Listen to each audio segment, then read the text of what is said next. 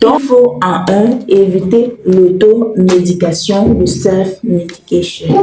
Je pense que je l'ai déjà dit et j'ai déjà développé. C'est pas parce qu'un médicament a traité telle personne que le médicament va forcément te traiter également. Il faut éviter de porter les sous-vêtements trop serrés. Éviter les sous-vêtements synthétiques, privilégier les sous-vêtements en coton. Et le troisième point, évitez surtout de laver votre foufoune avec des produits parfumés en espérant que ça sente bon. Que ce soit parfumé ou non parfumé, évitez. Il faut bien laver sa foufoune avec de l'eau propre et tiède. Donc une eau ayant la température de votre corps. Voilà. 6. Il faut bien repasser ses sous-vêtements avant de les porter.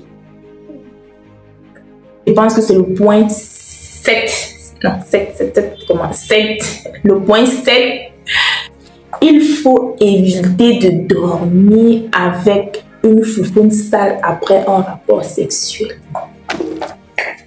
Les filles, il faut se rassurer d'avoir bien lavé, ça c'est le 8e point. Il faut se rassurer d'avoir bien lavé ses sous-vêtements, de les avoir bien séchés avant de les porter.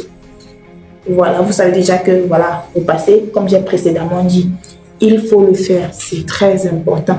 Bien laver et bien sécher, c'est important. Il faut également éviter de s'asseoir sur les toilettes publiques. Déjà qu'à la maison, si vous êtes nombreux, ça ne doit pas être évident, mais les toilettes publiques, s'il vous plaît, no way. Évitez même pas qu'au maximum, évitez toujours de vous asseoir sur les toilettes publiques. Peu importe le degré de propreté que vous estimez y être. Le 10e point, il faut voir, vous pouvez manger beaucoup de fruits. Ça favorise votre flore vaginale. Donc, buvez beaucoup d'eau, c'est important pour nous les femmes. Non seulement c'est important pour votre peau, mais c'est également important pour votre flore vaginale. Je sais qu'il y a beaucoup de règles d'hygiène qu'on pourrait observer, beaucoup de choses qu'on pourrait faire. Voilà, n'hésitez pas à mettre en commentaire si vous en savez. Les règles d'hygiène, ne venez pas parler de l'automédication ici. Si vous avez un produit que vous avez utilisé, ça marche pour vous, garder le pour vous et laisser les abonnés qui sont ici aller se faire consulter. Et après consultation, ils iront en pharmacie prendre un produit qui est adéquat, qui est approprié à leur infection. Voilà.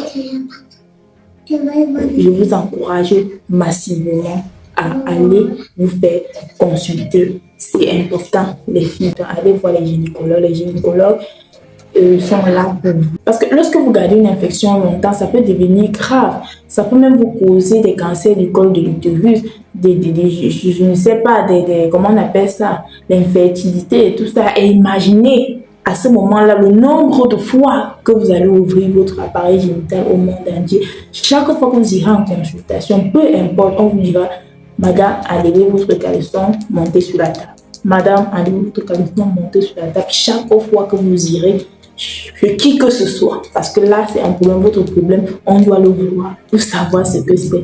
Donc évitez d'en arriver là. Allez consulter un médecin, mes jeunes sœurs.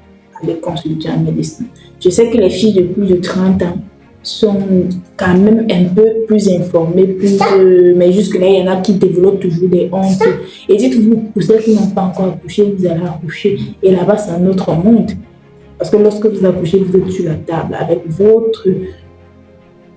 votre appareil génital en évidence. C'est cette partie-là qui est en évidence. Et imaginez comment ça s'ouvre pour que votre enfant sorte. Et même, donc, allez vous faire consulter. Je vous exhorte vraiment à aller vous faire consulter et éviter l'automédication, éviter d'aller sur les vidéos TikTok ou commenter en disant il n'y a aucun médecin, même s'il y a des médecins sur TikTok, je vous ai dit, c'est après consultation qu'on pourra savoir ce que vous avez vraiment et qu'on pourra vous prescrire des choses. Parce que une candidose vaginale, je vous explique un peu, une candidose vaginale vient également avec des démangeaisons. Une vaginose vient avec des démangeaisons, avec des pertes blanches également. avec une candidose vaginale vient avec des démangeaisons, des pertes blanches et j'en passe.